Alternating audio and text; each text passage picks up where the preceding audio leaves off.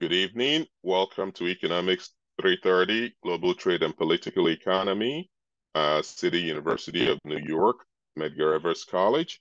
Today is Tuesday, February 20th, 2024. And this week's lecture, we will continue our discussion on the major institutions for managing international trade.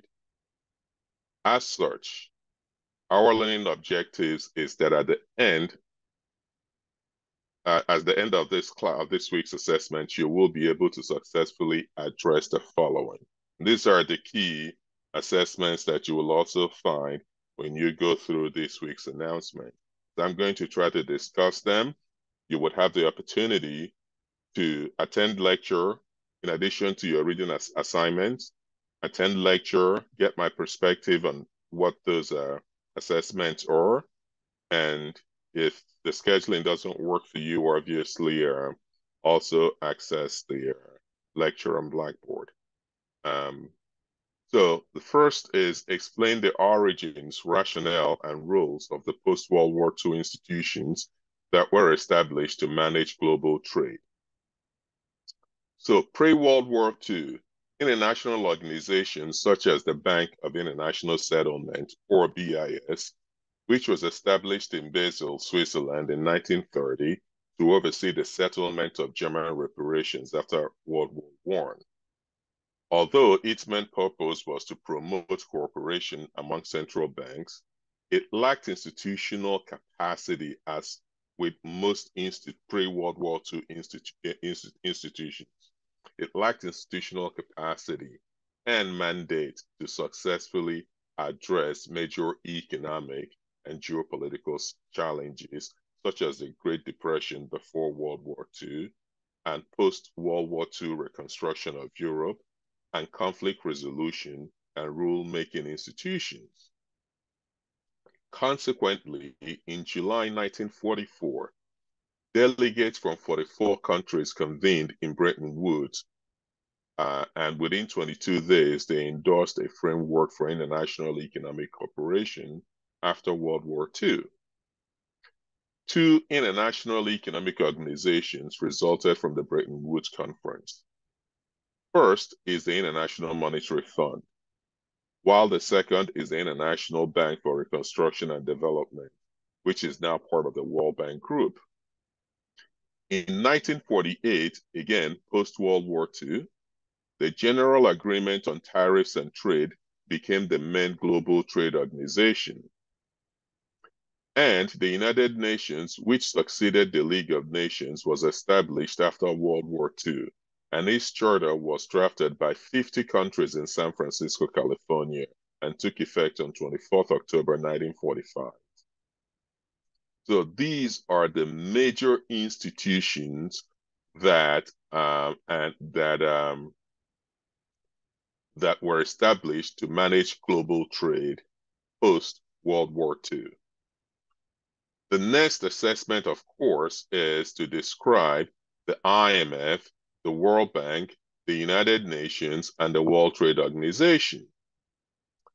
The IMF is regarded as the global lender of last resort to national governments and a leading supporter of exchange rate stability. Its stated mission is working to foster global monetary cooperation, secure financial stability, facilitate international trade, promote high employment and sustainable economic growth, and reduce poverty around the world. The IMF began with an original goal of reconstructing the international monetary system after World War II. It now plays a central role in the management of balance of payments difficulties and international financial crisis. And we shall get into balance of payment difficulties and how IMF fulfills its obligations. Through a quota system, countries contribute funds to a pool from which countries can borrow if they experience balance of payments problems. In a nutshell, and not to diverge too much, balance of payment problems is when the value of what you want to import into your country exceeds the value of what you export or sell to the world, what happens is that your country may no longer have foreign reserve.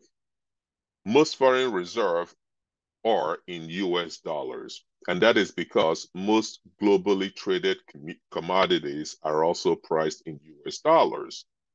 So if your central bank does not have enough US dollars because it doesn't sell to the world enough things to finance its import, or because the state has a huge welfare system that it cannot that is unsustainable, these countries suffer what is called a balance of payments problem, and typically they will go to the IMF for assistance.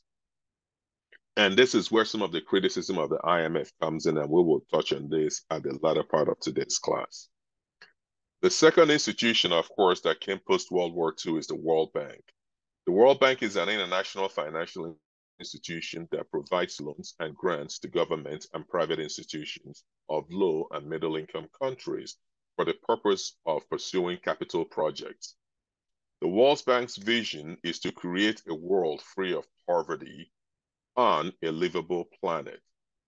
The World Bank Group is a unique global partnership of 5 institutions working for sustainable solutions that reduce poverty and build shared prosperity in developing countries. At a later class, we will delve into more details with the World Bank Group. In 1995, the General Agreement on Tariff and Trade, aka GATT, was superseded by the World Trade Organization, aka WTO.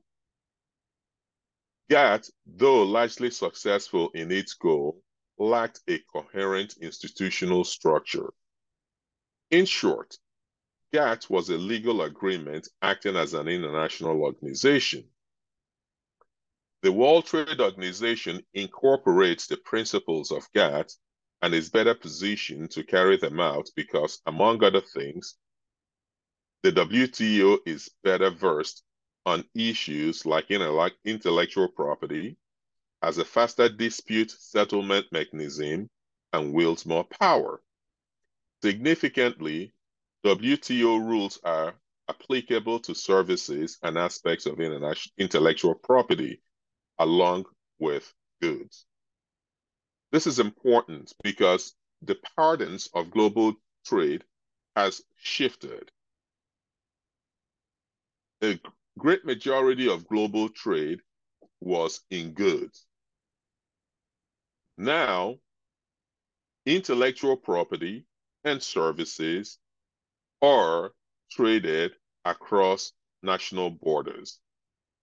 And the major institution that undergirds international trade has to have the capacity to mediate conflicts and set rules that cover the major aspects of trade, which is part of the significant improvements that has come as a result of the WTO. It covers service and it protects intellectual property rights. The United Nations, which succeeded the League of Nations, was established after World War II, and its charter, which was drafted by 50 countries in San Francisco, California, took effect on October 24, 1945. With the aim of preventing future world wars, the UN is an intergovernmental organization whose stated purpose is to maintain international peace and security, develop friendly relations among nations, achieve international cooperation, and serve as a center for harmonizing the actions of nations. It is the world's largest international organization. So peace and security, develop friendly relations among nations, achieve international cooperations are necessary, and I may argue critical to successful global commerce.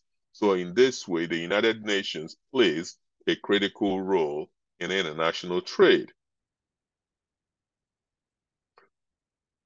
The week's assessment also requires that you should be able to respond to these two critical questions. And as I mentioned earlier, we're going to go into just a little bit of detail on on uh, on how the IMF achieves its goals. The IMF achieves its goal of fostering international financial stability by offering three distinct but complementary services. So the IMF fosters international financial stability. What that means is that if there is a global recession, as happened during the bank crisis, the IMF will step in and extend facilities to stabilize the macroeconomic conditions of its member states who are struggling. The first is policy. So the first of the three distinct complementary services, but complementary services the IMF offers is policy advice. To maintain stability and prevent crisis in the international monetary system, the IMF keeps a regular policy dialogue with governments of its member countries. It assesses economic conditions and recommends policies that enable sustainable growth. The IMF also monitors regional and global economic and financial development. The second is financial assistance. The IMF provides loans and concessional financial assistance to member countries experiencing actual or potential balance of payments problems. I had just explained what balance of payments is. And this is now the core responsibility of the IMF, which is providing loans and concessional financial assistance to member countries experiencing actual or potential balance of payments problems. So this is the core responsibility of the fund. The third is capacity building or capacity development. The IMF provides capacity development, which is technical assistance and training of government officials to help monitor countries, strengthen economic institutions and statistics, as well as capacities in areas such as taxation and administration, expenditure management, monetary and exchange rate policies, financial system supervision and regulation, and legislative framework. So, and here is the last assessment question for the day. Why is the IMF so controversial? Consider that since the collapse of the fixed exchange rate in 1973, the International Monetary Fund has taken a more active role in fostering financial stability, especially in developing countries. Some critics argue that the conditions the IMF attaches to its loans are too harsh and have harmed developing countries. And that is really the chief criticism of the IMF. With respect to conditionalities of credit facilities, the IMF make the loan conditional on the implementation of certain policies. These policies tend to involve. So when we say IMF picks countries with conditionalities, what does that really mean? Because we're scholars at McGarrett College and we are taking global trade and political economy, we ought to know what these conditionalities actually are. And this is what separates us from casual consumers of global commerce news. Reducing government borrowing, higher taxes, and lower spending. So the IMF would encourage countries to cut down on borrowing and increase its internally generated revenue, i.e., taxes, and then lower spending. That would be analogous to an individual who is behind on their rent. You could work extra shifts and then buy less takeout. And that's the basic concept of building up your savings, right? What you don't want to do is take out a loan to go buy, I don't know, a designer boot. That wouldn't be unhealthy. So IMF would encourage countries to be more fiscally prudent by increasing taxes, it's the government's revenue base, and lowering spending. I also mentioned a few classes ago about one of the key phrases in the class that include phrases and words that includes dialectical thinking, which is that you want to think through an issue all the way around. And here is what that means in this case. On the one hand, and this is also why the IMF can get some criticism. On the one hand, the IMF recognizes that if a government is facing fiscal challenges, it needs to grow its revenue and it needs to reduce spending. That means that this is good for the government, all things being equal or holding all factors constant. The problem, though, is for the citizens who are already struggling because the economy in their country is doing badly. You're going to ask them to pay, and this country is generally more often than not will be suffering inflation.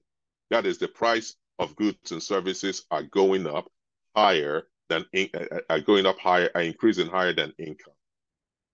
So you're going to say to the citizens in those countries, we know your money doesn't go as far as it used to go. You're unable to purchase as many goods and services as you used to be because of inflation. Regardless, you're going to now need to pay more taxes.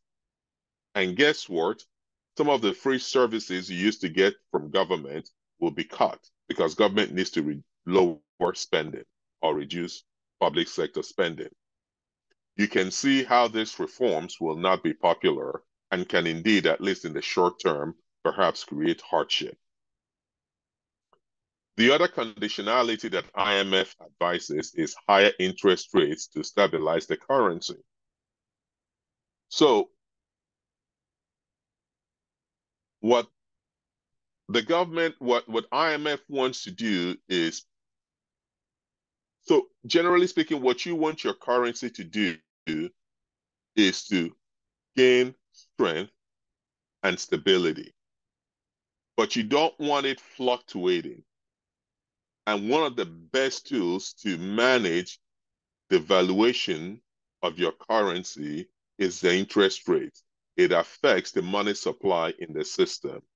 In a future class, we are going to touch on this a little bit more, but I want us to stay focused on the main point of tonight's class. So for the purposes of tonight, you need to know that the IMF encourages countries to stabilize their currency by increasing their interest rates. The other is to allow failing firms to go bankrupt. This is really important. So let's say that country X is struggling. Country X is struggling and it doesn't have enough resources. And some of the resources that it has, it is using it to prop up an unprofitable company that makes widgets. And again, as I told you, for economic purposes, widgets is just any contraption. Doesn't matter what contraption it is that you manufacture or sell.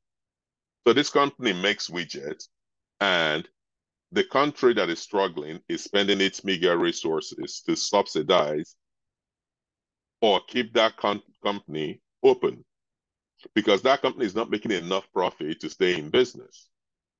IMF will say to the country, no, you simply are throwing good money after bad. Let the business fold and try to figure out areas of competency where you have comparative advantage, as we discussed in last week's class. This is good and sound macroeconomic advice, except if you're one of the citizens who work in these companies that the IMF is asking the government to allowed to go bankrupt. You can see how this will be devastating news because one of the hardest things to do is to get a job. And that's made even worse if you try to get a job when the economy is bad. But yet, this short-term challenge is necessary to put the national economy on sound economic footing. The other challenge that the IMF presents to borrowers is structural adjustment, privatization, which really are the following. And this is structural adjustment because we're scholars at Medgar Evers and we are students in global trade and political economy. We should know what structural adjustment means. For the purposes of today's conversation and keeping it at the main point, structural adjustment refers to privatization. That is, the companies that government owns, it needs to sell it to private individuals. The government needs to get out of the business of running business and get into its major business of setting up a favorable environment, a regulatory framework that enables companies to thrive and scale up. The second advice that IMF often offers is deregulation. And this can cut both ways. But the general idea with deregulation is that too many rules can choke up and can gum up entrepreneurship. In some countries, if you wanted to get a passport, the bureaucracy in getting a passport or in registering a business is so onerous that it incentivizes entrepreneurs from getting into business. So IMF would say deregulate, remove rules that are unhelpful, that just gum up the system and add no real value. Of course, sometimes governments go overboard and businesses lobby government to go overboard and then remove regulations that safeguard the environment as an example. And that can eventually become problematic in the long run and create public health challenges, etc., or labor laws and things like that. The third is reducing corruption and bureaucracy. So reducing corruption is such a nebulous phrase, but we all get the idea. And the bureaucracy is that government doesn't, most developing countries, in many developing countries, the biggest employer is government. That's not really efficient. That would be analogous to that boss, supervisor, who does the job of their line workers simply because they like the skills to motivate their line workers to do their jobs. Government should employ enough people to have a functioning regulatory state and create an enabling environment for commerce and entrepreneurship. And that's what IMF would mean by asking that government reduce bureaucracy. Now, the problem is that these policies of structural adjustment and macroeconomic intervention can make difficult economic situations worse, at least in the short run. And therefore, the often heard complaints that IMF facilities worsen poverty. This is a critical conversation, debate that has happened in this class and will continue to happen, as you well know. So this is the two sides of the argument. Another significant controversy is that the IMF does not sufficiently understand the dynamics of the country that they work with, insisting instead on blanket reforms. Others, such as Joseph Stiglitz, argue that while the IMF does not participate in conspiracy to further undermine indebted countries, but it was reflecting the interest and ideology of Western financial community. That is, IMF doesn't fully understand the nuance in the global south, of countries in the global south. And they sometimes try to wholesale transpose values and interests of the Western society into the global south And oftentimes this can be analogous to trying to fit a square peg in a round hole. Yet another criticism is IMF's neoliberal policies, such as privatization, and we have talked about that a bit. Critics argue that free market policies are not always suitable for the situation of fragile countries with weak institutions. For example, privatization can lead to the creation of private monopolies who exploit consumers. So if you have a weak regulatory state and you're creating monopolies, the monopolies are likely to exploit their market dominant position. And this can lead to all sorts of economic mismanagement, inflation, and not being the least. As well as being criticized for implementing free market reforms, others criticize the IMF for being too interventionist. Believers in free markets argue that it is better to let capital markets operate without intervention. They argue that attempts to influence the exchange rates, as one example, only make things worse, suggesting that it is better to allow currencies to reach their market level. Others further suggest that bailing out countries with large debt creates moral hazard because of the possibility of getting bailed out. It encourages countries to borrow more. And we're going to touch on moral hazard. It's going to be our key phrase for the day. The IMF has also been criticized for imposing policy with little or no consultation with the affected countries. That said, the failures of the IMF tend to be widely publicized, but its successes less so. Also, criticism of the IMF tends to focus on short-term problems and ignores the long-term view. IMF loans have helped many countries avoid liquidity crisis. Crucially, the fact that there is a lender of last resort, which is what the IMF is the lender you go to when no one else will lend to you, you being the country. The fact that there is a lender of last resort provides an important confidence boost for investors. This is important, especially during financial turmoil. IMF can be an easy target, I should also recommend. Consider this, though. Sometimes countries may need to undertake painful short-term macroeconomic adjustment, but there is a lack of political will. So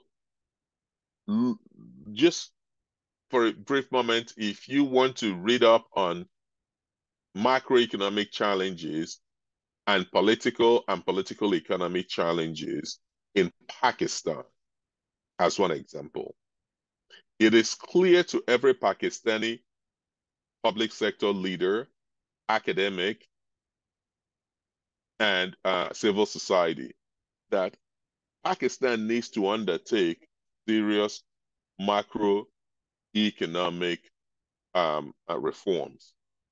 But there is just not the political will to do the needful. In situations like this, an IMF intervention enables the government to secure a loan and then pass the blame on the IMF for the difficulties from an much needed economic reform. So sometimes IMF is made the bogeyman for reforms that governments need to undertake anyways. Realize that countries are not obligated to take an IMF loan. Nobody forces any country to take an IMF loan.